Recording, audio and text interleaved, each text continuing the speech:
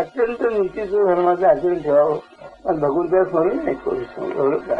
अगदी तुकारामासारखे मोठे मोठे सत्पुरुष झाले, अगदी वैराग्याचे पुत्र झाले, त्यांनी सुद्धा पोटापुत्र जे म्हणाल भगवंताला नाही, पोटापुत्र जे मी सांगितलंय, पण पोटाचं जे सांगितलं असताना त्यांच्या शेवटी मागितलं तेच लोक खरी आहे. तुझा विसर न पडावा आहे खरा.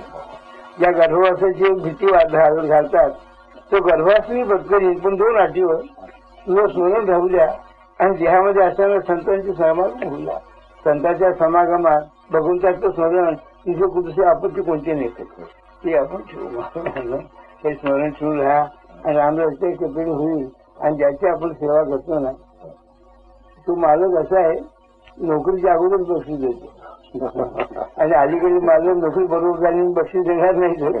पण हा मालक खरंच आहे, अंगेजमध्ये आता तो खरंच मला काम देईल आणि त्याचं खरं समाधान ते आमच्या जन्माच्या कल्याणापुरतं राहील, पगारापुरतं नाही. म्हणून त्यातल्या अखंड सेवा चालू ठेवा, स्मरण भगवंताचं राम खरंच